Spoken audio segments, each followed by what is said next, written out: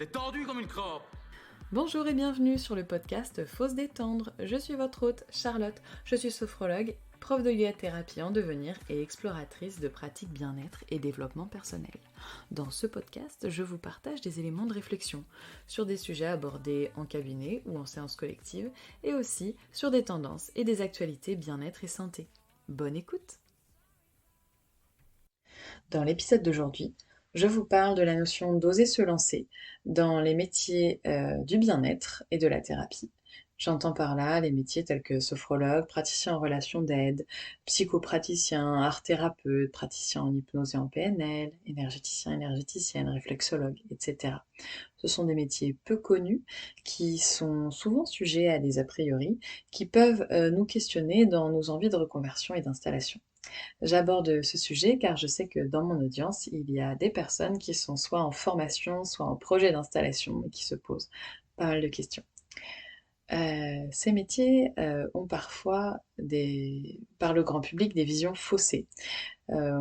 Parfois, on est perçu comme des personnages un peu perchés, farfelus, la petite sorcière du fond du bois, ou alors la personne dotée de dons et qui est dans le don de soi à fond, ou le praticien drivé par l'argent. La vérité se situe comme à chaque fois dans la nuance et dans un certain entre-deux. Alors, parlons entreprise et praticien bien-être. Je vous parlais d'un entre-deux. L'idée, effectivement, c'est de trouver cet entre-deux. Cet entre-deux entre praticien et entrepreneur. L'un ne va pas sans l'autre pour faire perdurer ce projet dans le temps. Pour se lancer dans les métiers de praticien bien-être, de thérapeute, il y a plein de modèles économiques possibles. Si. On peut penser bien sûr à la séance en one-to-one ou la séance collective quand cela s'y prête, le programme en ligne, travailler à la commande, c'est-à-dire répondre à des appels d'offres d'entreprise par exemple, travailler en collaboration, faire de l'enseignement, voilà, des cours, des ateliers, de l'initiation. Quand on a une audience assez importante, on peut penser aux sponsors, aux partenariats, et puis au métier de formateur. Il n'y a pas de règle, l'idée c'est d'ouvrir son champ des possibles et d'explorer au début de son développement. Alors à quoi ressemble le quotidien d'un praticien bien-être? Eh bien sûr, il y a la pratique, et là, il est capital de se former, c'est vraiment un élément principal. Euh, il y a également se faire connaître, avoir un site web, être présent sur les réseaux sociaux par exemple. On ne peut espérer qu'on vienne vous chercher. Je suis désolée, mais il faut susciter l'intérêt. Euh, En fait, les gens ne vous attendent pas, voilà. Et donc du coup, il faut se créer une audience. Alors via du storytelling, pour que les gens s'intéressent alors à vous, votre énergie, votre parcours, votre aventure et que ça matche. Voilà, que au niveau de l'énergie, au niveau de qui vous êtes, au niveau de l'identité, que ça matche et puis que du coup ça crée voilà cette audience. Il ne s'agit pas, à part si ça vous plaît, de rentrer dans des choses un peu télé-réalité, Secret Story, que sais-je.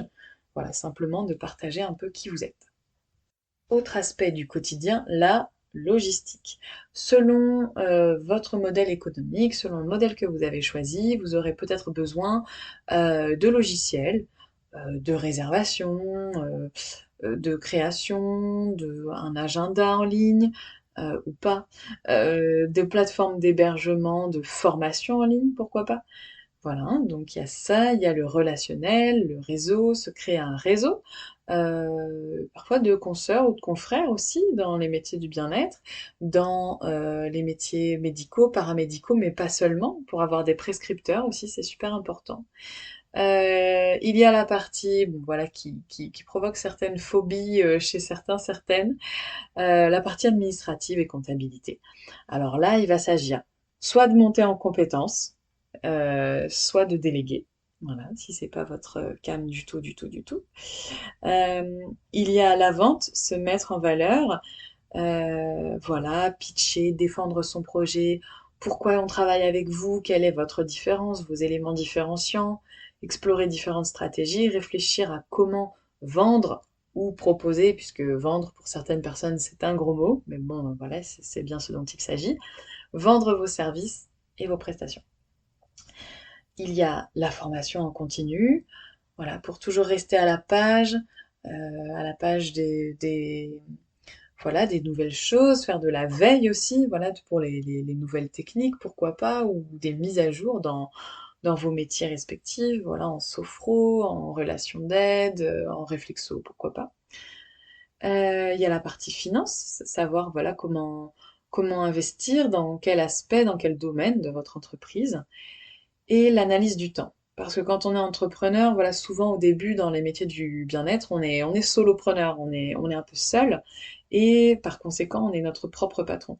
Et la gestion du temps, la gestion de l'énergie, avoir des priorités, diriger son énergie, bah, c'est pas forcément inné, tout comme tout comme quand le business en fait se développe, et bien déléguer, voire construire une équipe. Voilà, ça fait partie du quotidien également. Alors voilà, au quotidien, ce n'est pas 100% de l'accompagnement bien-être, et c'est souvent ce qui nous a fait démarrer dans notre projet de formation, reconversion, installation. Mais il faut savoir qu'on peut trouver un certain plaisir en ce qui concerne les autres aspects, car tous ces aspects permettent de poursuivre l'accompagnement bien-être. C'est vraiment des piliers en fait. Voilà, entrepreneuriat et bien-être, l'un ne va pas sans l'autre, pour pérenniser le projet. Et ça permet de vivre de façon équilibrée sur le long terme quand on choisit voilà, ce parcours. Alors bien évidemment, dans ces métiers-là, le début est incertain par rapport à d'autres métiers. Alors si c'est possible pour vous, afin de développer votre activité d'accompagnement, eh bien si c'est possible de garder en parallèle une autre activité peut-être plus sûre, eh bien ça peut vous permettre de trouver votre équilibre et de dépasser vos peurs au fur et à mesure, afin de vous construire un quotidien sur mesure, mais sans vous lancer comme ça dans l'inconnu. Et puis dans un domaine où il pourrait y avoir bien évidemment et objectivement une certaine insécurité. Dans l'entrepreneuriat, vous avez la responsabilité de votre entreprise. Il peut y avoir du coup beaucoup de pression, beaucoup d'angoisse par rapport à un certain ratage, du financement, du jugement, voilà, provenant de l'extérieur. Et pour dépasser cela, il faut se responsabiliser et se développer en tant que personne. L'état d'esprit euh, est aussi important que la compétence.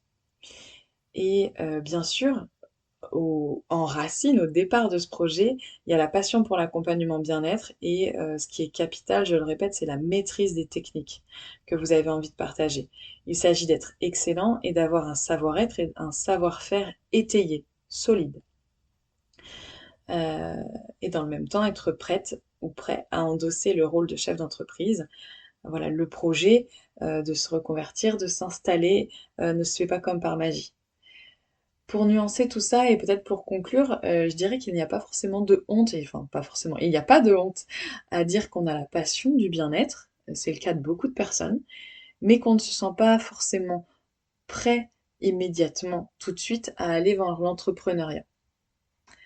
Voilà pour ces pistes de réflexion, de métier du bien-être, j'y vais ou j'y vais pas, pour aujourd'hui. Merci d'avoir écouté cet épisode jusqu'ici. Vous pouvez commenter, liker, partager. Vous pouvez également passer sur mon site internet www.charlottehermansophrologue.com pour avoir plus de renseignements sur mon activité et éventuellement prendre rendez-vous. Et si je vous manque déjà, je vous donne rendez-vous sur Insta @charlottesophrologue. À bientôt.